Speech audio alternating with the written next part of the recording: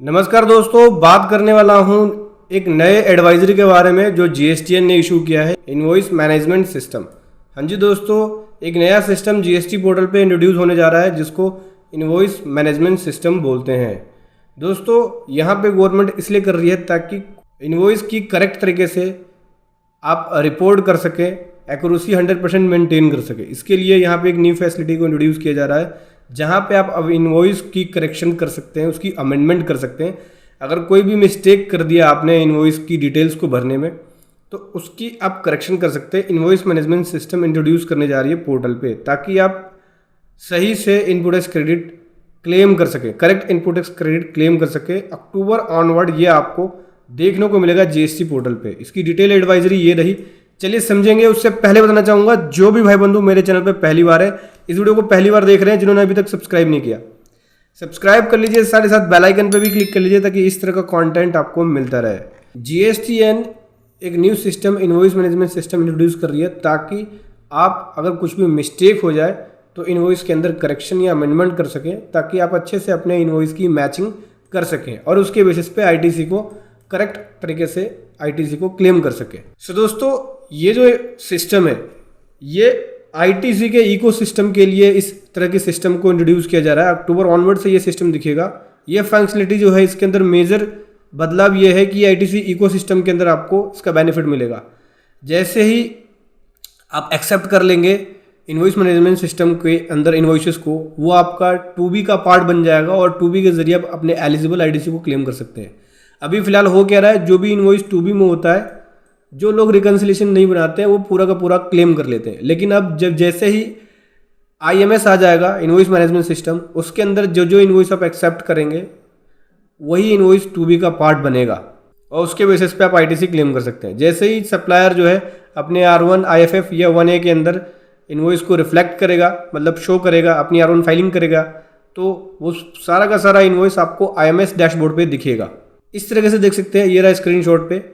आप डैशबोर्ड में जाएंगे, रिटर्न में जाएंगे, फिर आईएमएस डैशबोर्ड पे जाएंगे तो ऐसे आपको दिखेगा। ये इनवॉइस नंबर हो गया, ये लीगल नेम हो गया, इनवॉइस नंबर हो गया, इनवॉइस टाइप हो गया। एक्शन में एक्सेप्ट और रिजेक्ट का ऑप्शन होगा।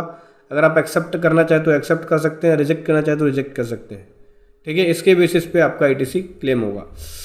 इसके बेसिस पे आपके 2B के अंदर इनवॉइसेस जाएंगे। तो दोस्तों, इस आईएमएस सिस्टम के अंदर जब आप एक्शन लेंगे तो उसके बेसिस पे 2B के अंदर आपके इनवॉइस रिफ्लेक्ट होंगे। ठीक है, आप जिस इनवॉइस को एक्सेप्ट करेंगे वो रिफ्लेक्ट होगा, जिसको रिजेक्ट करेंगे वो रिफ्लेक्ट नहीं होगा। और अगर आप कोई भी एक्शन नहीं लेते हैं तो वो ये मान लिया जाएगा कि आपने एक्सेप्ट कर लिया है और वो फिर 2B में रिफ्लेक्ट हो जाएगा, यानी डीम्ड एक्सेप्ट माना जाएगा कि आपने एक्सेप्ट कर लिया है, यानी मान लिया जाएगा कि आपने एक्सेप्ट कर लिया है। तो जैसे ही सप्लायर अपनी R1 IFF या 1A फाइल करेगा, 1A मीन्स जीएसटी और 1A फाइल करेगा, तो वो आईएमएस डैशबोर्ड पर रिफ्लेक्ट होगा। फिर आईएमएस डैशबोर्ड पे 3B को फाइल करने से पहले आपको आईएमएस डैशबोर्ड पे एक्शन लेना है, देखना है कि कौन सी इनवॉइस आपसे रिलेटेड है, कौन सी नहीं है।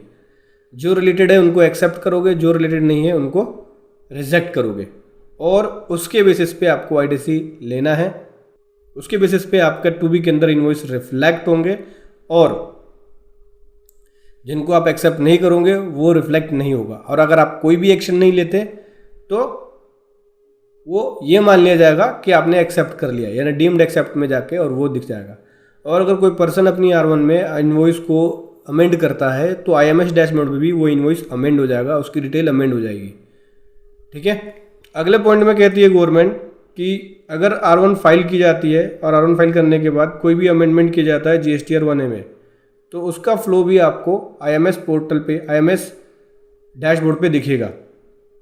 अगर कोई चेंजेस होती है इनवॉइस के अंदर, R1A फाइल करते हैं आप, तो वो भी चेंज आपको आईएमएस डैशबोर्ड पे दिखेगा और वो सेम आईटीसी आपका 2B के अंदर फ्लो होगा। ठीक है, कोई भी चेंजेस होगा वो सेम फ्लो होगा आपका। और दोस्तों, अगर आप कोई भी इनवॉइस आईएमएस के अंदर रखते हैं, यानी इनवॉइस मैनेजमेंट सिस्टम में रखते हैं पेंडिंग के अंदर, तो बाद में उस इनवॉइस का आप आईटीसी क्लेम कर सकते हैं जब उस पर आप एक्शन लेते हैं एक्सेप्ट का। लेकिन उसके अंदर आपको टाइम लिमिट का ध्यान रखना है। जो टाइम लिमिट सेक्शन 16 सबसेक्शन 4 के अंदर बताया गया है उसके हिसाब से ही आप उसका क्लेम कर सकते हो। फ्यूचर में किसी भी टाइम क्लेम कर सकते हो जो इनवॉइस पेंडिंग होंगे IMS डैशबोर्ड पे, लेकिन सेक्शन 16 सबसेक्शन 4 की टाइम लिमिट का ध्यान रखना होगा। तो टाइम लिमिट क्या कर दिया, पिछले साल का ITC इस साल 30 नवंबर तक लिख सकते हैं। कोई भी credit note debit note show करना 30 नवंबर तक शो कर सकते हैं। कोई इनवॉइस रह गया वो दिखाना और उन्हें 30 नवंबर तक कर सकते हैं। तो ये टाइम लिमिट पे चेंजेस है। तो दोस्तों अगले पॉइंट में गवर्नमेंट कह रही है कि 2B को जनरेट होने के पे 2B के जनरेट होने के बाद ITC का कंपटीशन होता है। जो कट ऑफ डेट है 14 तारीख को बताया है कि 14 तारीख के बाद आपको 14 तारीख से आपको 2B के अंदर ITC का कंपटीशन दिख जाएगा, ठीक है। और आपको 3B को फाइल करने से पहले ही IMS डैशबोर्ड में एक्शन लेना है। अगर आपने 3B फाइल कर दी और उसके बाद आप एक्शन ले रहे हो इनवॉइस के अंदर कि एक्सेप्ट कर रहा हूँ या रिजेक्ट कर रहा हूँ, तो नहीं कर पाओगे क्योंकि वो लॉक हो जाएगा। IMS डैशबोर्ड लॉक हो जाएगा 3B फाइल करने के बाद। तो 3B फाइल करने से पहले आपको एक्शन लेना है ताकि वो ITC 2B के अंदर रिफ्लेक्ट हो और 2B से 3B में आए। उसके एक्शन के बेसिस पे ही इनवॉइस 2B के अंदर आएंगे और वो कैटेगरीज ये होंगे। देखो इस तरह की कैटेगरीज के अंदर डिवाइड किया गया है कि कौन कौन सी कैटेगरी में होगा। सो अगर आप कोई भी एक्शन नहीं लेते हो तो डीम्ड एक्सेप्ट माना जाएगा कि उसको एक्सेप्ट कर लिया गया है, डीम्ड एक्सेप्ट होगा और वो 2B के अंदर आ जाएगा। और एक्सेप्ट करते हो तो भी वो रिकॉर्ड 2B का पार्ट बनेगा।